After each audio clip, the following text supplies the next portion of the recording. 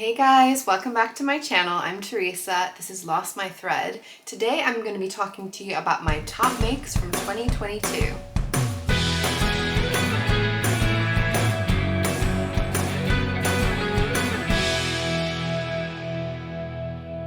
I have been really excited to make this video because this has become a bit of a tradition on my channel. This is the third year that I'm making this video where I've picked out some categories for the clothes that I've made over the year, and I pick my top make for each of the categories.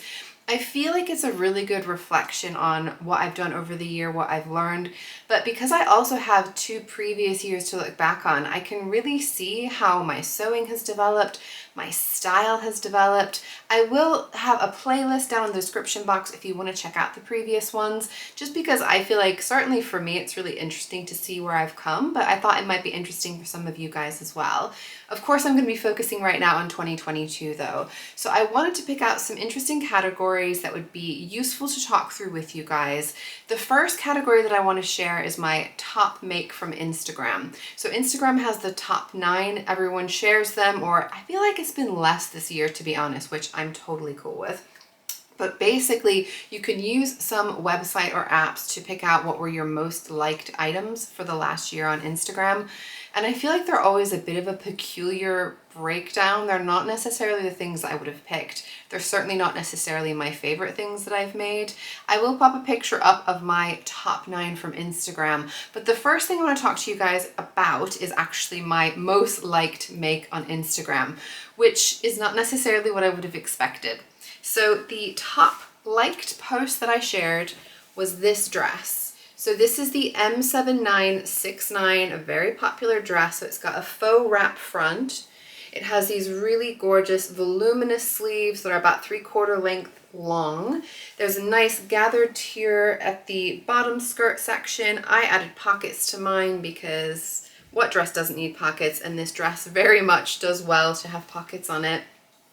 Now, I'm not saying I'm surprised that this was very liked because honestly, this is up there as a contender for one of the favorite things that I've made this year. But I think what struck me was the specific post that I did. So I actually shared this dress essentially 2 times. So I made it for the New Craft House Summer of Love, Peace and Love party last summer.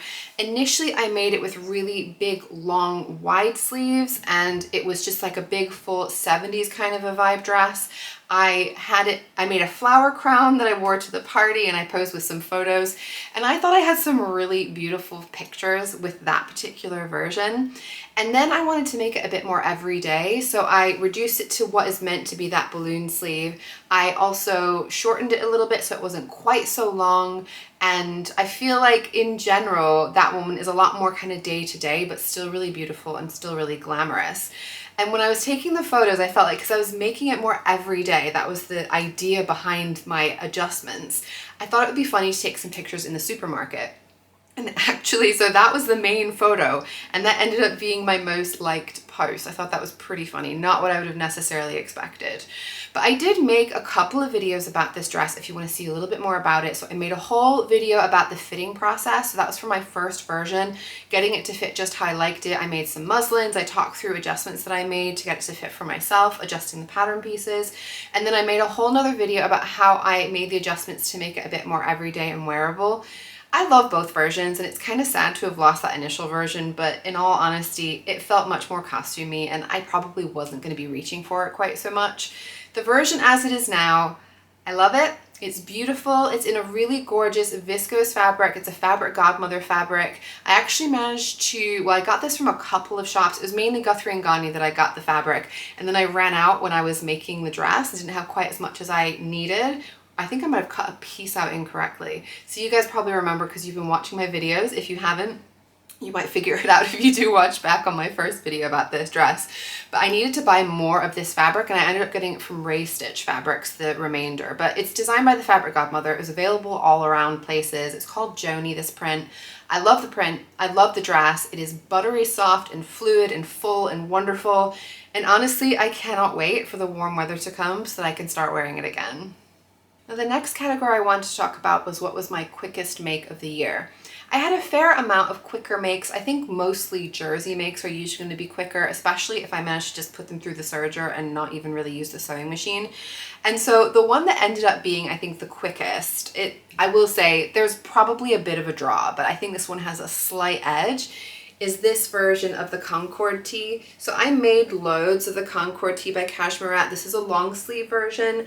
I also did a cuff on the end. It is meant to have a short cuff, but I made it a longer cuff just because I ran out of fabric, guys, but it worked really well.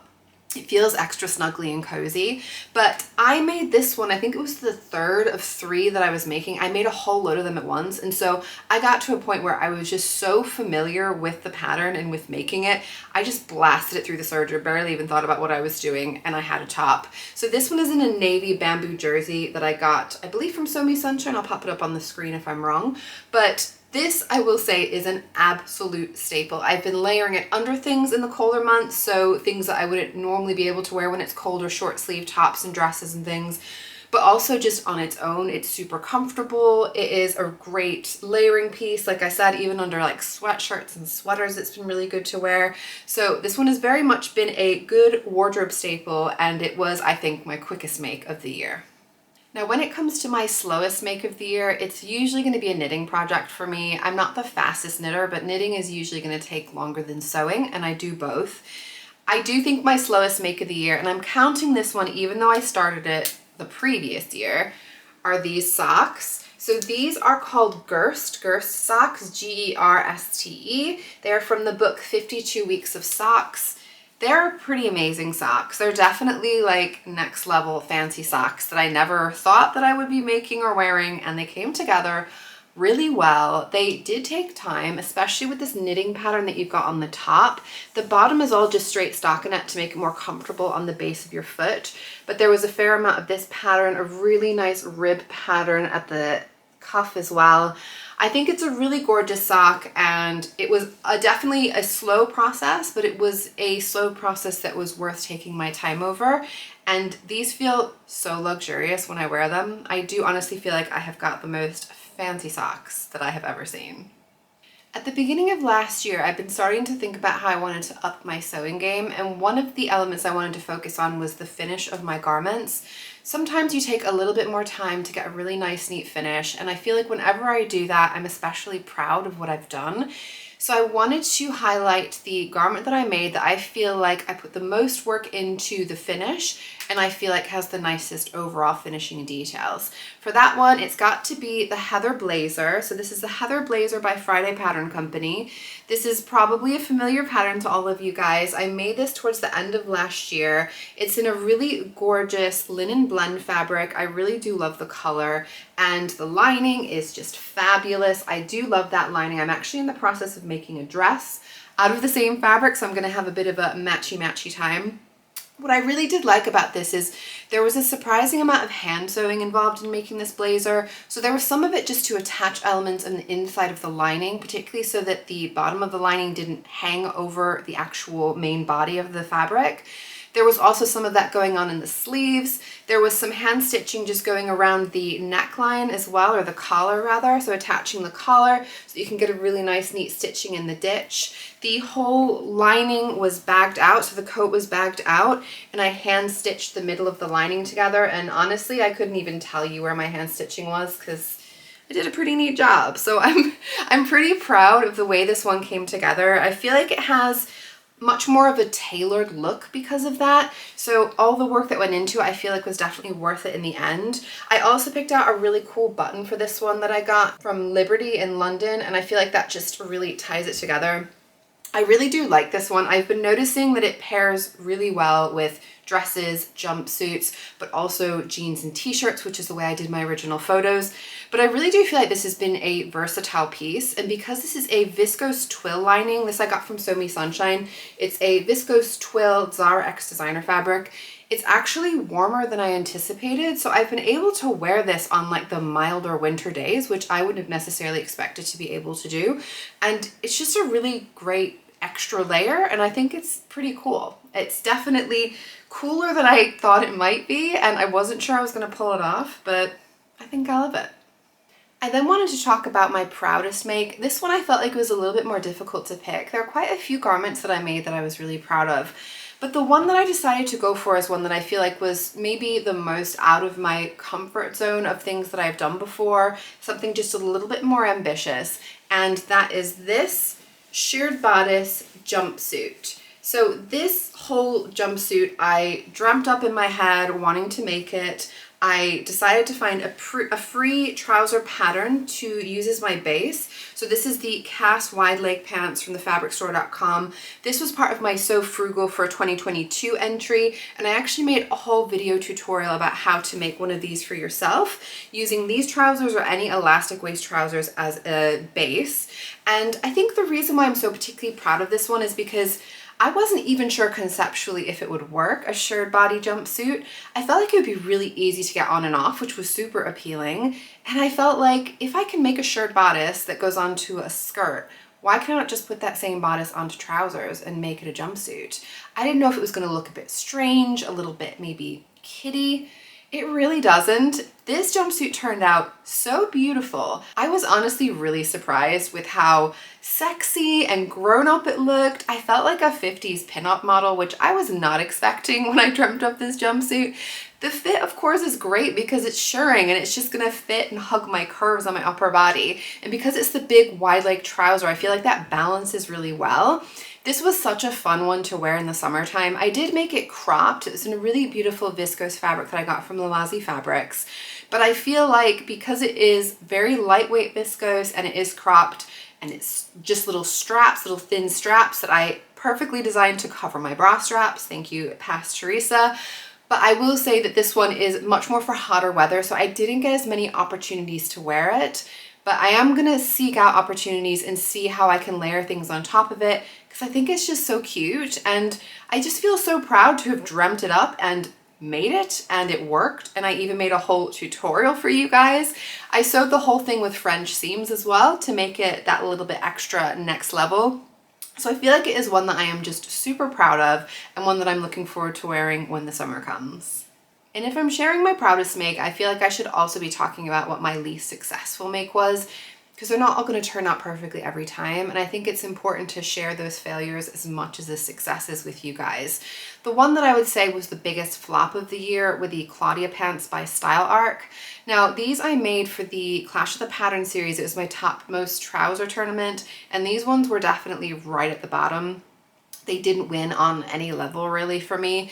I didn't love the look of the design on me with the seam going down the front of the leg. There was a pleat at the back of the leg that I felt like I just didn't even understand why that was there. I felt like it was a peculiar silhouette, but I also just didn't find them very comfortable, particularly when I was sitting down.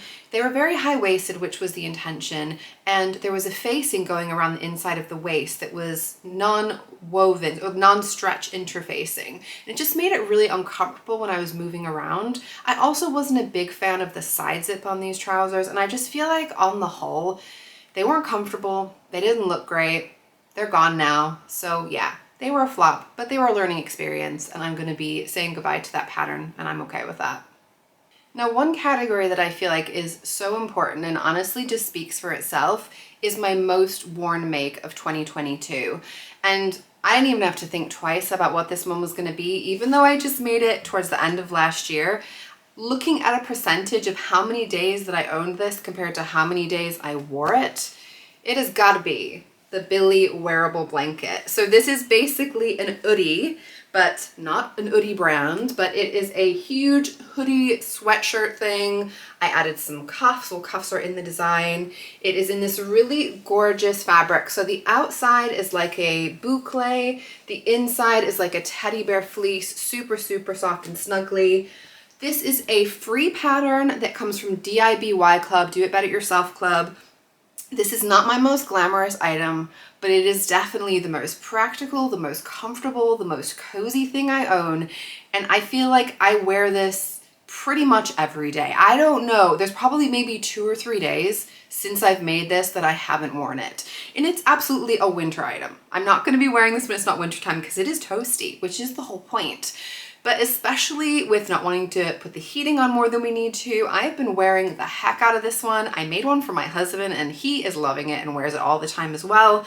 I do think I'm also going to be wearing this one to death next winter, but I feel like it's just been such a great one and one that I highly recommend if you want to feel extra cozy at home. Another category that I wanted to talk about was my most surprising make, and I feel like this could be either something that surprised me in a good way or in a bad way, but there was one particular make this year that I didn't really think was something I would like, and I made it and I love it, and it has really opened my eyes to things that I might want to make in the future as well. So that is my Sorona jumpsuit by Deer & Doe. So this is a black cotton jersey fabric. Is it a bamboo? I think it's a bamboo jersey actually. It's a bamboo jersey fabric. The Sorona jumpsuit by Deer & Doe. It's going to be hard to show you obviously on here. It's black. These things don't pick up terribly well, but it's got a faux wrap at the top. But the main thing with this one is it is a jumpsuit, but it's actually shorts. So it's a romper or a play suit. I really love the design of the Sorona jumpsuit, but the main thing is when I was making my muslin, I wanted to check the fit and I didn't want to make a full long trouser and just waste fabric. So I decided to use some cotton jersey fabric and I thought I would just make the shorts. And when I made it, I loved it. This is not the muslin because the muslin I actually had issues with the pockets. I didn't stabilize them properly because I thought, it's just a muslin. I'm not even gonna wear the shorts version. This is just a bit of a test. But I liked them so much, I decided to make the actual romper version in a whole nother fabric. So I feel like the black is really cool and effective. The shorts, the reason why I didn't think I would like it is I thought that it would feel a bit childlike. And I think that's because I did have like shorts, rompers, shorts, play suits when I was a kid. And so I had that association in my mind. But this jumpsuit is actually so grown up and so elevated. The fact that it's shorts just makes it a little bit more playful, a little bit more fun, a little bit more flirty. And I really loved wearing it. It's been super fun, really comfortable in the hot weather as well. And it's made me think about other jumpsuits, whether I would be interested in shorts versions. Maybe not everything, but it worked really well for this style. And it was cool to just kind of branch out and try something different and surprise myself at how much I liked it. In addition to sewing things for myself, I do also like to sew things for other people as gifts. And I think it's nice just to share with you guys what my favorite hand-sewn gift of the year was. I had to look back at my Instagram feed because I feel like in general, time just is a bit blurry for me these days, and remembering what was this year or previous year, I don't always quite get it right. And the one gift that was definitely my favorite of the year, I couldn't believe that I finished it this year. I think I did start it the previous year. I finished it in 2022 rather, but I think I probably started it in 2021. This was a bit of a long project, so maybe that's partly why I feel like I finished it earlier than I did. But this was one that I made for my niece for her 10th birthday, and it is a rainbow quilt. So I had a lot of fun just coming up with the design of how I wanted to create this pixelated rainbow image, and I picked out lots of different fun, bright rainbow colored fabrics. I wanted to intentionally have different shades of the same color within each line of the rainbow, and I wanted to arrange them quite irregularly. So there was a lot of faffing around with placement of all these pieces. There was obviously a lot of time spent cutting out and sewing and quilting and all that good stuff. But I feel like it came together just so good, better than I thought it might have, and I was super excited to be able to give it to my cousin for her, my niece even, for her birthday. She was thrilled and she uses it all the time, and it makes me happy to know that she's using it all the time and she can feel like she's got a bit of a hug from her Aunt Teresa. But yes, Rainbow Quilt was a super fun thing to design, put together, and to be able to share with somebody else, and it is easily my favorite handmade gift of this last year. And my favorite make of 2022, I went back and forth on this one, but the one I've decided that I am overall the most happy with is what I'm wearing today. So this is the jumpsuit from the Great British Sewing Bee Sustainable Style book. It is designed by the ladies behind Selkie Patterns. I love this jumpsuit. The fabric is just so good. I love this fabric. It is called Shirred. It is a striped linen fabric that I got from Merchant & Mills. I also use these really cool Ethel and Joan buttons that I feel like pop so well against it. This one was just a ton of fun to design and put together because of the stripes, and because there were so many different design elements on this jumpsuit. I was able to play around with the stripes so much, with the direction of stripes, and I feel like everything is just exactly how I like it, exactly how I wanted it. It's so unique, it's really cool, it's very comfortable to wear as well. I feel like it's a really good balance that I can definitely wear it for work. I feel like it's dressy enough, but totally casual enough to wear it just out and about in the day to day. Because it's a longer trouser and I tend to roll the sleeves up to like elbow length, the linen fabric isn't too cold so that I could wear it into the autumn, and I'm very much gonna be wearing it in the spring. Not really for winter, but you know what? If I can wear it 3 out of the 4 seasons of the year, I think I'm definitely winning with this one. But I feel like this one is just really cool and really fun. There's lots of beautiful design details that I love on this, with some nice gathering along the back yoke, nice gathering in the sleeve head to give just a little bit of fullness, the sleeve tab so you can roll the sleeves up and I can wear it for work and be bare below the elbows without any problems. This one is just, yeah, it's been a great one. It's been a really nice, fun one to wear, and I was really excited to pull it out of my drawer today to be able to put it on, because it's not really great for the cold winter, but I still really do love wearing it, and I enjoy it every time I see it. The colors just make me smile. It's just my favorite this year. If you're interested in hearing more about any of the patterns that I've talked about, I have put some cards up, but I will also be putting some links down in the description box where I talked in more detail about the different garments and the gift, because I feel like I'm not going to cover everything in this short video, but I thought it'd be nice just to give you little highlights about some of the key things I enjoyed throughout the year.